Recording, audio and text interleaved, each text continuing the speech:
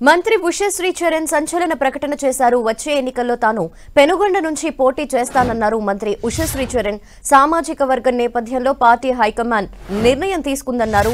YCP అధిష్టానం నిర్ణయమే తమ నిర్ణయమన్నారు మంత్రి ఉషశ్రీ చరణ్.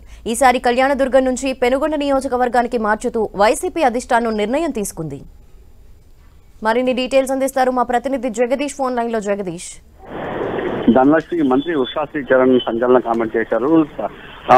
ఏపీలో ఎన్నికల వస్తున్న నేపథ్యంలో వైఎస్ఆర్ పార్టీ అధిష్టానం సామాజిక సమీకరణ నేపథ్యంలో భాగంగా నన్ను కళ్యాణదుర్గం నుంచి పెనుగొండకు మార్చినట్టుగా అధిష్టానం సమాచారం అందించి ఈ నేపథ్యంలో నేను ఈసారి వచ్చే ఎన్నికల్లో 2024 ఎన్నికల్లో పెనుగొండ నియోజకవర్గం నుంచి ఎమ్మెల్యేగా పోటీ చేస్తానని, అలాగే కళ్యాణదుర్గంలో బోయ సామాజిక వర్గానికి టికెట్ కేటాయించడం వల్ల నన్ను అక్కడికి మార్చినట్టుగా అధిష్టానం నాకు చెప్పింది. ఈ నేపథ్యంలో పార్టీ అధిష్టానమే నా నిర్ణయం అని కూడా మంత్రి ఉషశ్రీ చరణ్ చెప్పారు. కళ్యాణదుర్గం నియోజకవర్గ ప్రజలు నన్ను ఆదరించారు, వారికి కృతజ్ఞతగా ఉంటాను. నేను రాజకీయాల్లో ఉన్నంత వరకు కూడా కళ్యాణదుర్గం నియోజకవర్గ ప్రజలు ఎవరిని మర్చిపోవాలంటూ కూడా మంత్రి ఉషశ్రీ చరణ్ చెప్పారు. ఈ నేపథ్యంలోనే పార్టీ అధిష్టానమే పార్టీ పెనుగొండలో మీరు మారాక అక్కడ ప్రజలు మిమ్మల్ని ఆదరిస్తారన్న మీడియా అడిగిన ప్రశ్న కూడా మా నినాదం అంతా ఒకటే, నా ఎస్సీ నా బీసీ నా మైనార్టీ జగన్ నినాదంతోనే మేము ముందుకెళ్తున్నాము. ఏ ఇంటి దగ్గరికి వెళ్ళినా కూడా జగన్నే చూస్తారు కానీ జగన్ ఫ్యాన్ గుర్తు చూసే ఓటేస్తారు.